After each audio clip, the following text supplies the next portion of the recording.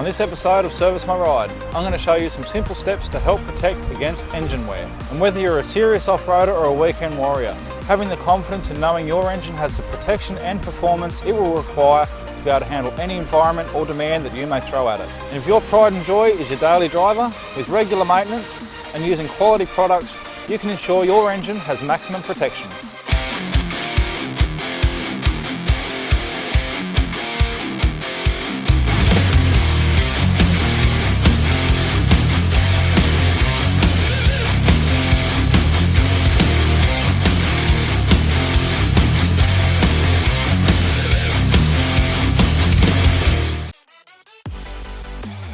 Today I'm going to show you how to save some money by replacing the filters within your engine, and we're going to be covering the air filter, the oil filter and the fuel filter. So first we're going to start off with the air filter. So the first thing we need to do is open the air box by opening the 4 clips around the outside. Then we can remove the top of the air intake and access the filter. Now this is a brand new filter that's already in here, so yours might be a lot dirtier than what you're seeing here. Now if there's any debris in the bottom of the air box, make sure we remove this. And a dirty air filter is going to restrict the airflow getting into your engine. The air filter will filter up to 10,000 litres of air per 1 litre of diesel consumed. Now you don't need to wipe out the airbox, I'm just doing this to show you how dirty the air can get and contaminated before it goes into the engine. Then grab the new air filter and place it straight back in. So if it doesn't fit the first time, turn it 90 degrees and try and get it back in. Once the air filter is sitting in nice and flat, we can then return the top of the air intake, locking it down with the 4 clips. And that's how easy it is to replace the air filter on your car. Now we can move on to the oil filter, and the first thing we're going to do is drain the oil from the engine. And to do that we need to get under the car and find the drain plug. So starting from the front of our car, working our way back, we're going to find the last bash plate protecting the sump. The bash plate will be held on by 4 bolts which we have to remove first. By removing the 2 bolts at the back, the front 2 bolts we only need to loosen and the bash plate should slide straight out. That's 1. And that's 2. Now that we've got access to our drain plug, we can now throw our catch can under the car.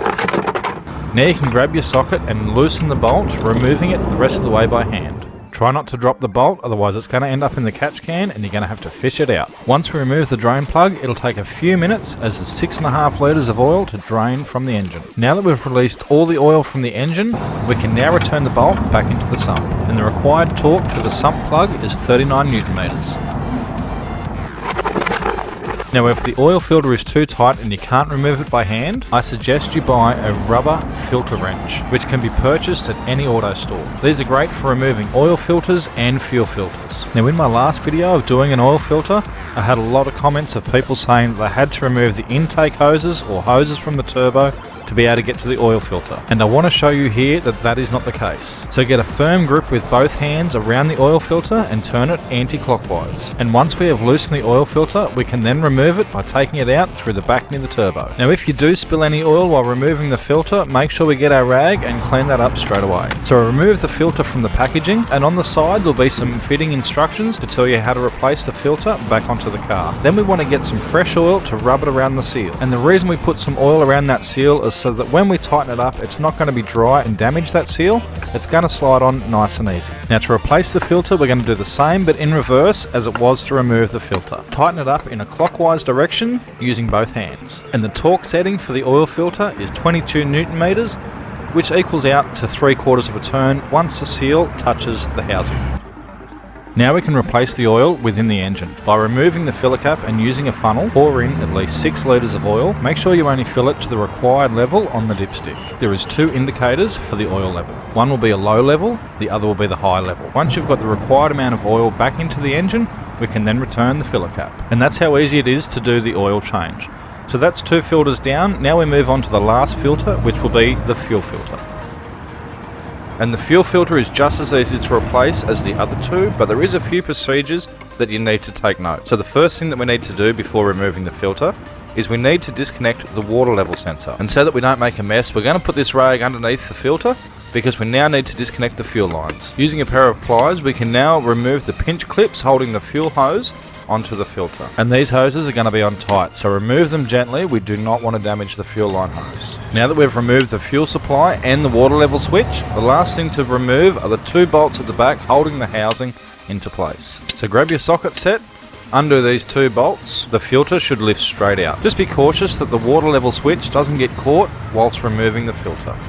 So when we remove the filter, make sure you keep it in an upright position. It is still full of fuel until we can get over to our drain bucket and we can drain the fuel out. And to remove the filter is the same as the oil filter. Turn in an anti-clockwise direction. Now this can also be extremely tight and you may need to put the housing into a vise to remove the filter. And on the bottom of the filter is the water level switch. We also need to remove that by turning in an anti-clockwise direction. Make sure not to damage this float on removal because we will be inserting this back into the new fuel filter. Give it a quick inspection to make sure that the float is still operational. We can remove the old O-ring, grab the new filter and remove it from the packaging. And on top of the filter you will see that there is a new O-ring that we need to attach to the water float. And same as before, we can dip this into the oil just to lubricate it so that it doesn't get damaged while replacing it. So replace the O-ring and then we can reinstall the float back into the filter. Now with the water float it is recommended that the torque setting is only 6 Newton meters. So make sure not to over tighten this. It is plastic and will break. So on the housing of the fuel filter, we just want to give that a quick clean before reinstalling the filter. Now before we put the filter back onto the housing, we first need to fill it up with diesel.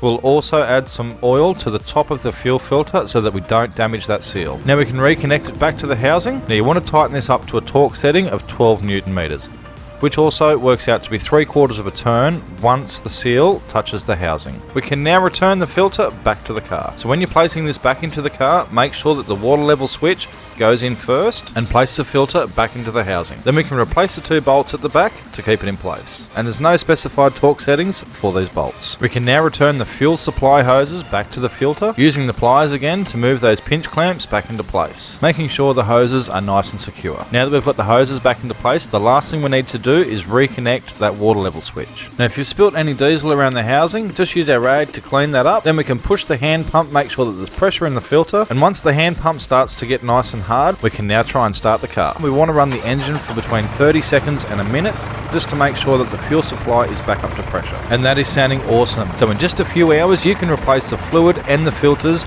within your engine.